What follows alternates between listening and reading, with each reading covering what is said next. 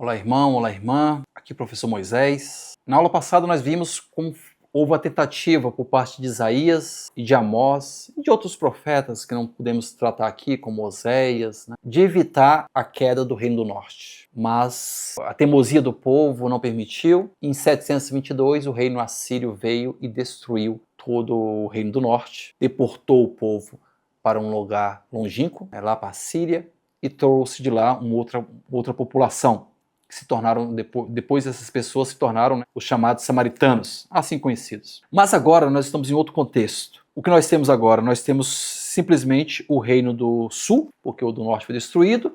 Nós temos ali Judá, muita gente que era do norte fugiu para o sul, centrado no templo, um culto centrado no templo. O reino agora, que está conduzindo o mundo, não é mais o reino assírio, agora nós temos os babilônicos, eles venceram os assírios, com um rei chamado Nabucodonosor, famoso. E, de novo, a situação é aquela. Israel está entre fazer aliança com os babilônicos ou fazer aliança com o Egito. O Egito pressiona, porque claro que o Egito tem interesse, ele está lá no sul. Se os babilônicos dominam Israel, eles chegam à fronteira do Egito. Então o Egito diz, olha, é bom você fazer uma rebelião contra os babilônicos. Não está pensando nem um pouco em Israel. Mas fica essa tentação. Parece que durante toda a história de Israel, sempre teve essa tentação de voltar para o Egito, né? Uma vez escravo, a pessoa fica presa, né? E em vez em quando ele quer voltar para o Egito, as cebolas do Egito, lá que era bom, toda vez que tem uma crise. Enfim, isso vai acontecer aqui também. De novo, estamos nesse contexto. E claro, assim como aconteceu com os assírios, a tentação é o seguinte: quando o poder babilônico enfraquece um pouco, o rei que é vassalo resolve parar de pagar os impostos. Vou parar. Se eles invadirem, eu vou ter a ajuda do Egito, e fica naquela situação, naquela falsa esperança, o que vai culminar, infelizmente, na destruição do Reino do Sul. O profeta que foi chamado nesse contexto para pregar é o profeta Jeremias. Talvez um dos profetas que mais sofreu na história de Israel, da profecia. Porque a situação histórica é muito complicada. E a pregação dele, de novo, não é nem uma pregação fácil. Hoje em dia que está surgindo os profetas fáceis, né? Uma pregação gostosa de ouvir, engraçadas. Mas antigamente não era assim não, né?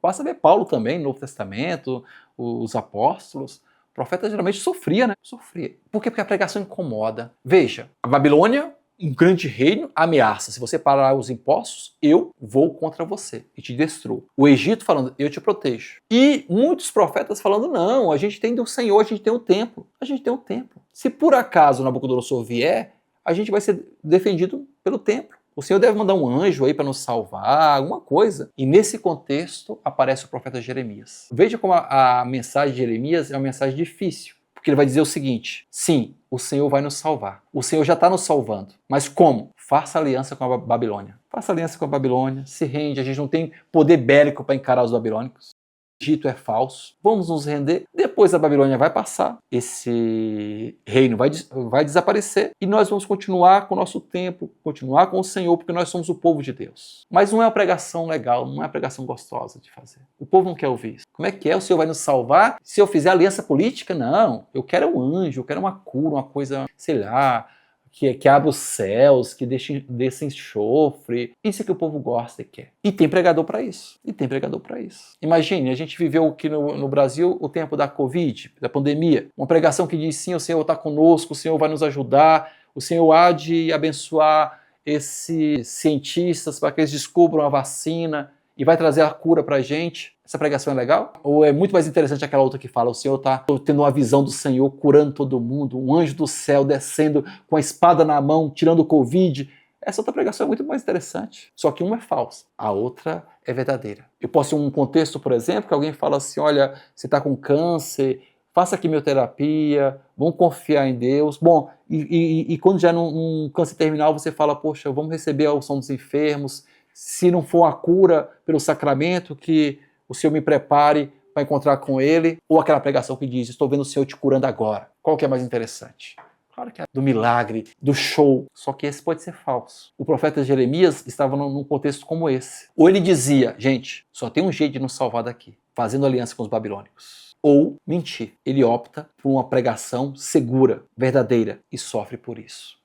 Então nós estamos vendo o profeta Jeremias e a sua tentativa de evitar um segundo exílio. Jeremias, ele nasceu ali no ano 650, em Anatót, pertinho de Jerusalém. 6 km, né, de Jerusalém. É da tribo de Benjamim. Jeremias, ele mostra a sua vida de modo muito explícito. Assim, a gente conhece muito o sofrimento. Ele é um profeta que faz muitos gestos. Tem uma pregação simbólica, é muito comum isso em Jeremias. Isso vai ter também em Ezequiel, em Isaías, mas em Jeremias isso é muito comum, né? Geralmente ele faz um gesto para a pessoa perguntar o que é isso. Aí, a partir desses gestos, desse simbolismo, é que vem a pregação. A gente vai ver um exemplo claro daqui a pouco, mas, por exemplo, quando o reino está quase sendo destruído, a cidade está quase sendo destruída, Jeremias vai e compra um campo, né? Compra um terreno. A pessoa está comprando terreno para quê, maluco? Ele compra para quê? Para falar para o povo: ainda tem esperança. O Senhor ainda vai nos reconstruir. Então, é o jeito dele pregar. É muito engraçado, né? Porque... Engraçado para não dizer dramático, né? Porque ele é um menino. Eu sempre brinco com o pessoal, gente, quando aparecer um anjo para você, isso eu sempre falo, né? Se aparecer um anjo para você, meus alunos já conhecem, né, de cor. Saiba que é treta. Eu nunca vi um anjo na Bíblia aparecer para dizer para você: olha, você tá tranquilo aí? Continue de boa, né? Anjo é igual esposa. Se ela apareceu, chamou teu nome, irmão, treta, né? Alguma coisa você vai ter que fazer, né? Já viu a esposa chegando e falou: amor, você tá assistindo Netflix, quer uma cervejinha? Não tem isso, né? É amor, acabou, levanta. O anjo, quando aparece, é sempre um problema. Ele aparece e fala: vai, vem, faz isso, faz aquilo outro. Jeremias, quando tem o seu chamado, ele fala: eu sou muito novo. Então, já falo de novo, né? O anjo já sabe nossa resposta. Ele já ouviu de Moisés, que Moisés não sabe falar, de Abraão, que era muito velho, de Isaías, que era pecador, de Jeremias, que era muito novo, de Gedeão, que ele era muito medroso. Enfim, não dá para enganar anjo, é melhor aceitar o anjo ou a mensagem de Deus. Jeremias, quando o anjo aparece, quando ele tem essa visão, né, nem diz que seja um anjo, né? Ele só fala assim, que veio a palavra de Deus, né? Seja o anjo, seja a palavra de Deus, seja uma revelação como for, né? Lá no capítulo 1, versículo 4, fala assim: a palavra do Senhor me foi dirigida nos seguintes termos: antes mesmo de te modelar no ventre materno, te conheci. Antes que saísse do teu seio, eu te consagrei. E a resposta de Jeremias é: mas Senhor, eu não sei falar porque sou apenas uma criança. Ele é muito jovem, realmente uma pregação pesada. E é muito interessante porque aí quando ele pede para o Senhor, quase como uma prova, o que eu tenho que fazer? O Senhor mostra para ele uma visão. A primeira visão, no versículo 11, capítulo 1, versículo 11, diz assim: o que você está vendo? E ele fala: estou vendo um ramo de amendoeira. E a segunda visão é muito mais interessante, né? O que você está vendo? E ele fala: estou vendo uma panela fervendo. E o Senhor: é isso mesmo. Eu gosto muito desse texto porque, assim, quando o profeta pergunta: Senhor, será mesmo que eu vou ser capaz de demolir, de construir? Será que eu vou ter força para aguentar essa missão que você está me propondo? O Senhor dá uma visão para ele. Mas que visão, gente? Uma panela pegando fogo. E aí Jeremias fala: ah, agora eu entendi. Então, geralmente eu brinco com o pessoal, né, quando vai para o seminário, quando entra na vida religiosa, ou quando aceita uma missão na paróquia, né, de ministro da Eucaristia, catequista. Moisés, será que Deus quer? Eu falo: rapaz, olha, se você tiver alguma visão nesses dias, se você vir alguma panela pegando fogo, é porque Deus quer. Olhou por aí e viu uma panela. Qual é o sentido disso? Não tem como ter certeza, é fé. A visão de que Jeremias tem é muito simbólica, é muito singela. Ele vê uma panela pegando fogo e basta para ele. Por quê? Porque é pura fé, não tem certeza. E ele vai evangelizar.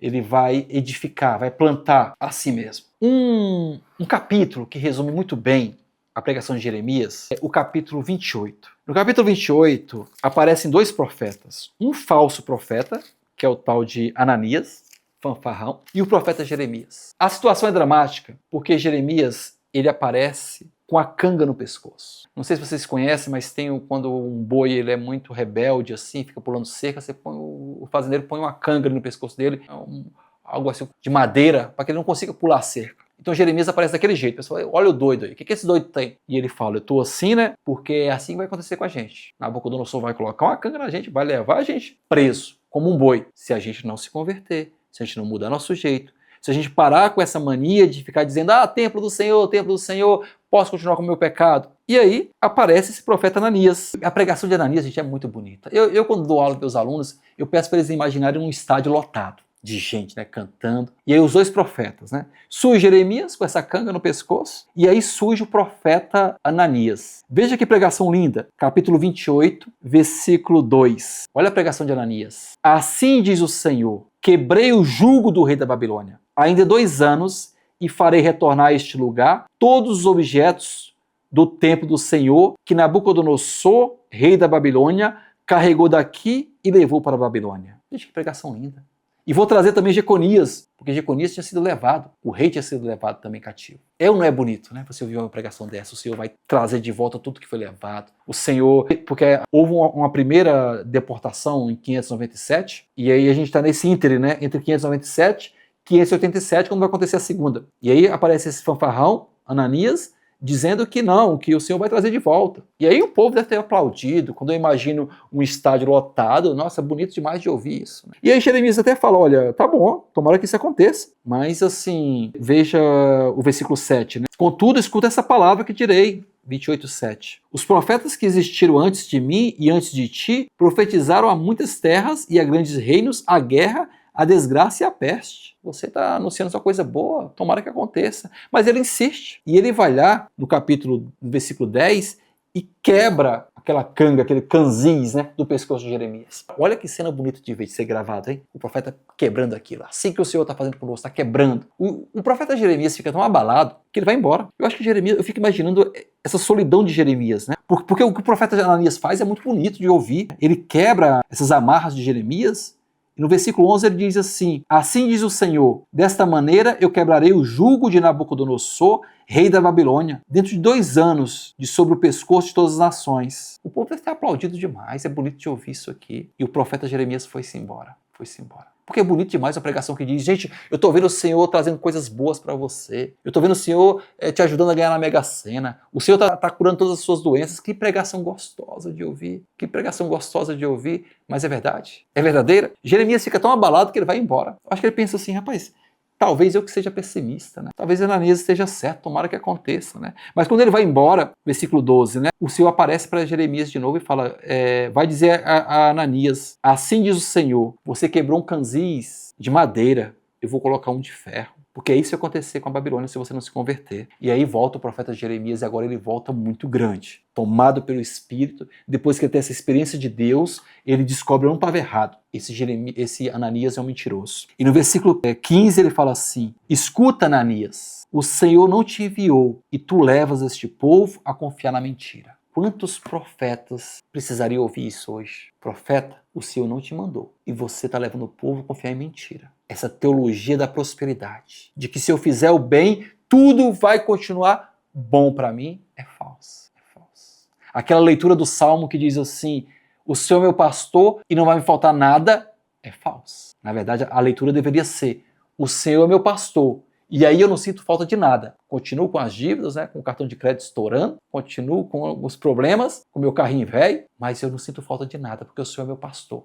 Mas aquela pregação que diz, eu era um pobre, agora estou rico, eu era doente, agora estou sadio, o Senhor não te mandou pregar isso, e você leva esse povo a confiar na mentira. Por isso, assim diz o Senhor, eis que retirarei da face da terra, e nesse ano você vai morrer. E Ananias morre naquele ano. Símbolo de uma pregação mentirosa. E aí, gente, o que acontece? Jeremias fica preso, o povo não quer ouvir, ele é jogado dentro de uma cisterna. Quando Israel é cercado, quando Jerusalém é cercado, ele fica preso dentro de um poço. A situação já é dramática, né? Ele continua ali, já está cercado e ainda jogado no poço, né? E aí é quando ele faz as suas famosas confissões, né? Quando ele começa a dizer, Senhor, por que eu sofro tanto, né? Senhor, eu não quero parar. E aí ele fala, né? Eu digo muitas vezes que eu não quero mais pregar, mas aí dentro de mim se torna como que uma obrigação. Ai de mim se eu não pregar, né? Então ele vai dizer em outro momento, tu me seduziste, Senhor, e eu me deixei seduzir. Foste mais forte do que eu. E ele não consegue, então, pregar outra coisa. É um menino que é seduzido pela verdade. Esse é o profeta Jeremias, que está preparando o que a gente vai ver na próxima aula, que é a destruição do reino do sul. Ele não queria isso. Claro, Deus vai tirar um bem maior, mas Deus não queria destruição. Na próxima aula a gente volta falando dessa queda e de um finalzinho da pregação de Jeremias que é muito importante para entender este momento histórico de Israel.